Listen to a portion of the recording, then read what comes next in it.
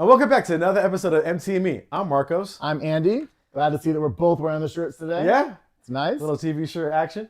And speaking of that, today we have one TV show, a new TV show that we're going to review. I'm kind of excited about it because it's going to be a family-friendly show that we're going to review for once. And we're going to review one rom-com, Marcos' favorite. Yeah, rom-coms. And we're going to revisit some of the shows we've talked about in previous episodes.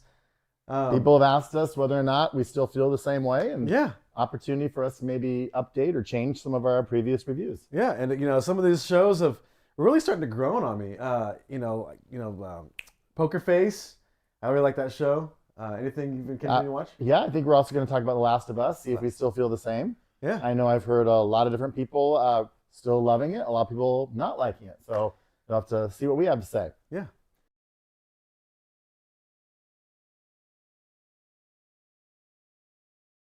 The child-friendly show that we got the opportunity to see this week is Lockwood Company.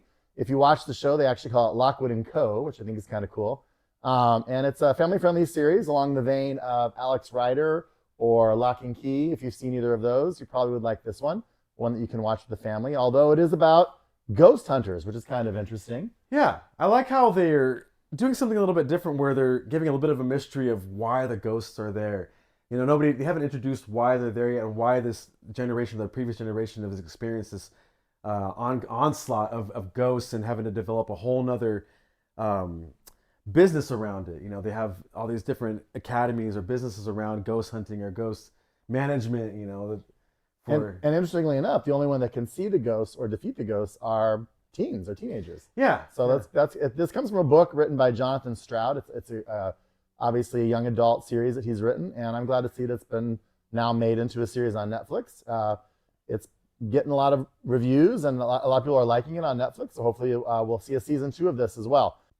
Lockwood Company primarily has 3 major characters, I would say.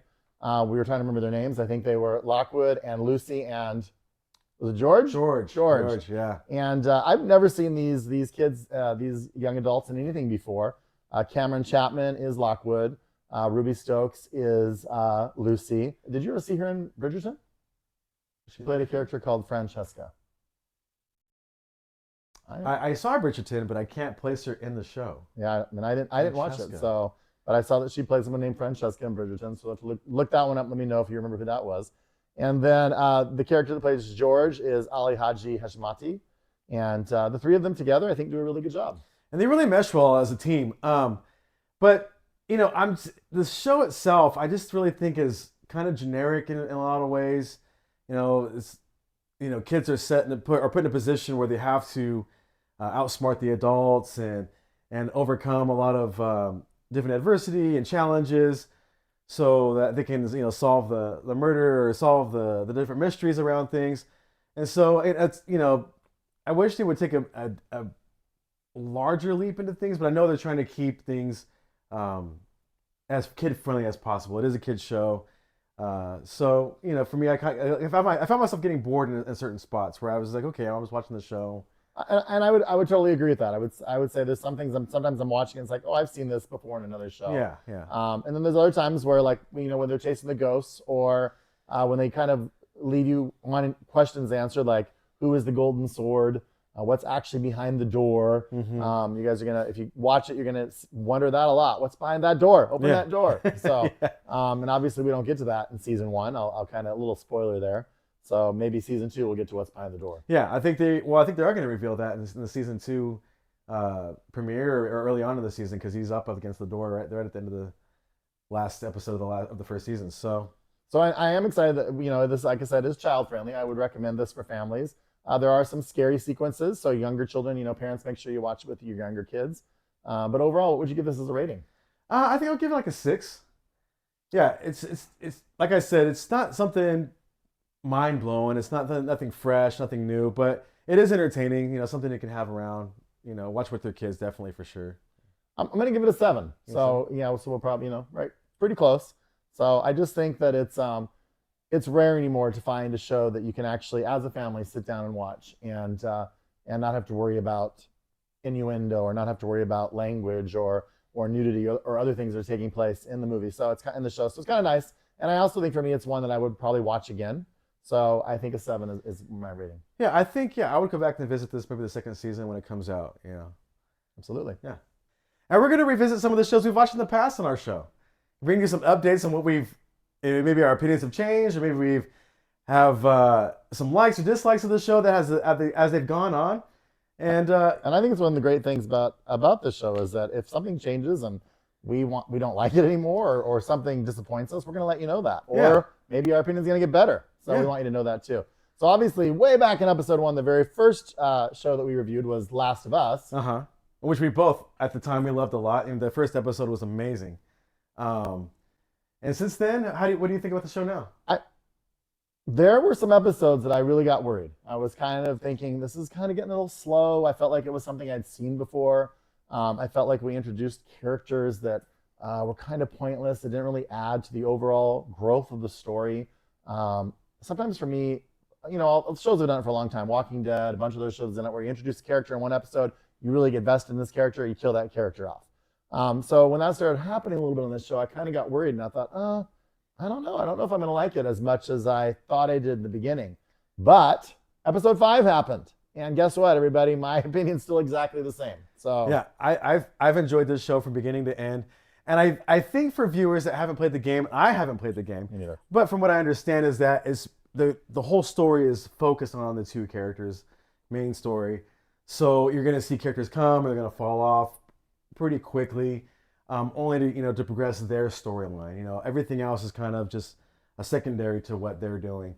But yeah, every episode so far I've been a fan of, especially this last episode. And if you haven't seen it, please go watch it. I think it was amazing. It really got you. I like how they developed these characters pretty much from the beginning to the end of the episode, and they got you to feel something for these characters. That I haven't felt maybe in the past episodes, but yeah, the brother dynamic that was good. Yeah, was really well done, and I enjoyed it, and I did feel something by the end of it. Yeah. Even Melanie Linsky's character, who, by the way, a little bit of a spoiler, she plays pretty much a bad guy in this. And I don't know if you saw Yellow Jackets, Melanie Linsky from Yellow Jackets. So no, I haven't seen Yellow Jackets, but I've seen her in a lot of other things. Yeah, she's a phenomenal actress, and she is a bad guy in this. But I kind of even got a little bit invested in her character. Yeah. And thought, maybe there's some redeeming hope, there's some qualities here. And of course, the reason I really got excited about episode 5 is we finally get to see some more monsters. Yeah, I love seeing the monsters, and they do a great job in this episode of really showing something I don't think I've ever seen on TV before. So. Yeah, they had that big hulking, fungus zombie monster. Yes. He could have been taken down by 1,000 bullets. He goes in there, he just tears that guy in half. Yep. Yeah, that was a really good part. I found myself screaming at the TV. Yeah, we're not screaming, but I was kind of lurching forward, you run or get out of the way or do this or do that. I did exactly the same, because there was a couple points where the kids were both down on the ground and these monsters are coming towards them, and it's get out! I'm move! You're so. I am definitely going to keep right now. I'm going to keep my rating at a 9. Yeah, same here. 9. If not almost 9.5 for The Last of Us. Hopefully the show continues to just give us episodes that we really enjoy. Something a little bit different each time. But I enjoyed that one. I agree. I think another show that we really wanted to talk about was Poker Face. Yes, Poker Face. I know last time when we both actually gave Poker Face a 7. So do you think Poker Face is still a 7? Do you think it's less? Do you think it's more? I would keep it the same, actually. It's holding my interest, but it's not exciting me. But I do enjoy watching it, and I enjoy seeing her character just getting into these situations where she's just having to pull herself out of things and having to retreat or attack, the mystery that's involved in the episode. And I continue to like to watch it. I really like it, and I'm actually even going to increase my score from a 7 to an 8. I like the list of guest stars that are in every week. I mean, you're getting some big name guest stars coming on, and little what's his name? Help me out, from Get Out. He's really good. He always makes me laugh. Yeah. And then also you've got, this last week we had the actress. Oh my God, I just pulled a Marcos. I went totally blank. I'm sorry. Okay, we're not professionals here. We're just having a good time trying to figure out what we're doing. So, and I think that's why I would increase my rating. You've got these guest stars, and you've got her continuing to have these mysteries that are different each time. And it's just a lot of fun. I look forward to really watching this show. I didn't think I would. I really thought it was a show that I'm going to be like, oh, I don't want to watch this. And I really look forward to it. Are you caught up with all the episodes? I am. Okay. So have they? I apologize. Mhm. I've only seen up to the third episode. But have they reintroduced some of the characters they had from the first episode yet? Benjamin Bratt is Okay. obviously going to make some appearances. He's obviously chasing her. He's the guy. Yeah. She's on the run. So his character is going to pop up a couple times, and we'll see him again. I do like in the last episode that she's touring with this rock group, and they have a song. They go, it's called Merch Girl, because she's actually their merchandise girl, and she, is selling the merchandise for them. So I thought it was really cool that we actually had some merch of ourselves right here, right now. Yeah. Our first MT and Me t-shirts. Merch. Thank you, Julia, for that. So in honor of Merch Girl, okay. So, but yeah, I mean, obviously, I think I'm going to an 8. He's staying the same at a 7. So we had a little bit of a change on Poker Face. We're staying the same on Last of Us, which is 9. I think pretty much the same. My ratings on those shows are still pretty much staying the same. Yeah. Yeah, and let us know what you think too on any of the shows that we reviewed on our show. Like give us your score. Put that in the comments below. Maybe it's different than ours. Maybe it's the same. Like get some engagement here. So yeah, Absolutely.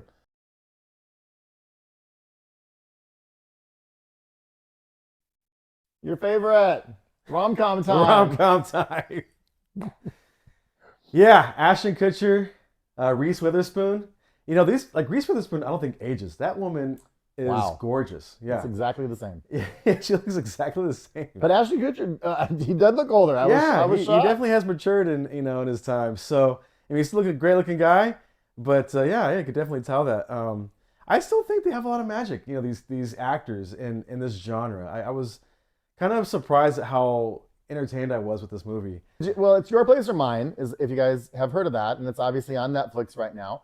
Very popular. I think it was #1 last time I saw it for movies on Netflix.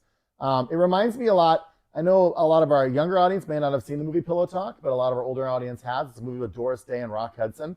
And it was a great movie because what it does is it's a split screen. So it shows things side by side. Doris Day, Rock Hudson, they might be both in a bathtub in their respectable homes, or they both might be driving a car, talking on the phone. Your Place and Mine was much the same way. Yeah. You would have Ashton Kutcher and Reese Witherspoon both in the bubble bath, and although he pretended he wasn't, and it just then driving a car or walking down the street, the split screen effect is really interesting to me. Yeah, I like how they led you into thinking they were in the same bed in the very first part of the movie, and then they pan out a little bit and show that they are in 2 separate locations.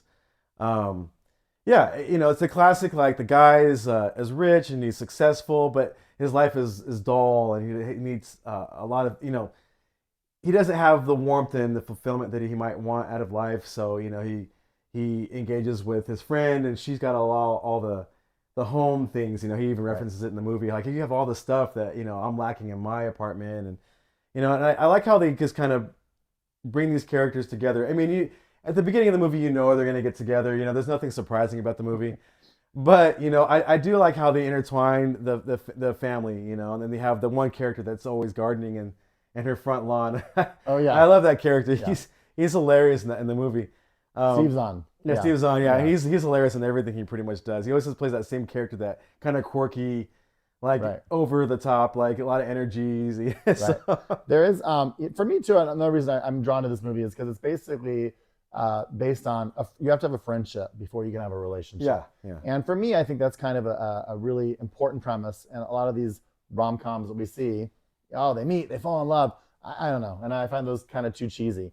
I really like the premise behind this because they were friends for 20 years before they realized, hey, we actually love each other here. Yeah. So that's kind of cool. And Ashton Kutcher, in fact, actually compares, I read where he compares this to his real life love story with his own wife, Mila Kunis, because they worked together. They were best friends for so long, 20 years plus. And then they realized, hey, let's give this a try. And now they're actually a couple too. So it's kind of interesting. Yeah. And I know you mentioned Steve Zahn, but I also really like Tig Notaro. She does a lot. She's in a lot of different things. It's funny because I really just know her as Tig. I'm sure most people, but it's Tig Notaro. I always get that name wrong. Mm-hmm. She's usually like in sci-fi, but she's always kind of the comic relief, and she was the comic relief in this as well. The friend of Reese Witherspoon, and then obviously the friend of Ashton Kutcher too. Yeah, she's done a lot of stand-up comedy. I've seen her shows on stand-up comedy. They're pretty funny. But yeah, I think I saw the last time in that movie. Well, it was a Netflix movie where they had to like go in and get it in the safe. Where there was zombies Yes, the everywhere. zombies. Yeah, with Dave Bautista. Dave Yes, Bautista, I know yeah, yeah. exactly what you're talking about, but I can't think of the name of it right now either. But yes, she was the Yeah, she was a helicopter helicopter pilot. pilot. Yep, Yeah, so yep, she kind of just pops up in these positions where you're yeah, not expecting her, but it's always delightful to see her. yeah. She's good. And then Jesse Williams. I can never remember what he's in. And Chloe's out. Sorry, Zoe Chow. I said that name wrong. I apologize. Zoe Chow. They're also in this cast, and they do a good job as well. Um, but I think overall, I agree with you. I don't know if it's anything really new and different, but I did enjoy it. Yeah, it definitely was something. I mean, yeah, I really did enjoy it too. I didn't have anything bad to say about it, other than it was just kind of nothing new. But yeah, it's definitely something you can watch When with we your. decided to do a rom com, I thought this guy was going to hate it. So Yeah, this is really I'm good. not a rom com guy. I always make fun of them. I never get anything out of it. What, But what would you rate? Would you rate this one then? I'd probably give this one a 6. Okay, Yeah. I think I'd be right there with you, and it's not nothing against it. I just think obviously rom coms probably aren't either of our favorites or our genre, but definitely enjoyable. And I would probably, if it was on TV, I would probably watch it, let it play in the background. So it was definitely entertaining. So overall though, while we're talking about rom coms, do you have an all time favorite rom com? Since I know you're not really a rom com person. My family just watched La La Land again, and my daughters, they were very. No, that's not really a rom com though. Would you Well, consider it a rom maybe com? not a rom. No, you're right. Okay, a drama. Okay, Not, it was more of a drama, like yeah. a rom com. I can't. It's hard for me to say if I have a favorite one. I always think of Adam Sandler and Drew Barrymore in 50 First Dates. I don't know. That's actually a really good I one. don't know why, but it's just one that I really, as far as rom coms go, it's one that I really enjoy. Yeah. Maybe Failure to Launch. Something Matthew McConaughey. He had a long stint of rom He com did movies before with he Kate finally Hudson. said enough. Yeah, with Kate Hudson, and he wanted to move on to more serious projects. So, yeah. But considering when we first said that we were going to review this, and I remember your comment to me was, "Oh, great, 90 stars being in a rom com today," but overall, you still felt like it was worth watching, right? Yeah, I definitely, if you're a fan of Ashton Kutcher or Reese Witherspoon, yeah, it's definitely something you want to watch. They haven't lost any of their magic, even though, yes, I was saying something like, why are we watching these old actors, kind of going back to their roots in movie making, because they always started off in these rom-coms, or older TV shows. And since neither of us really are experts in rom coms, if you guys wanted to leave your favorite rom com, let us know what that is. We would definitely appreciate that as well. And thanks again for sticking with us to the end of the episode. We really appreciate it. Our friends and family have been carrying us so far. And if you don't know us, we really appreciate you watching this show, because that means you are a new viewer coming through on the algorithm through YouTube. Absolutely. And if you haven't already, please subscribe to the YouTube channel. We'd love to have you as a subscriber. And we also would love to hear your opinion. If you have comments, anything you'd like to tell us, anything that you'd like to see changed, like tell him not to wear a cheer shirt. Just kidding. So, Hey, man, it's a classic Stranger television Things. show. Now, Stranger Things Yeah, works. yeah, So. yeah, yeah. Anyways, we'll see you guys next time. Bye, guys. Thank you. Bye-bye.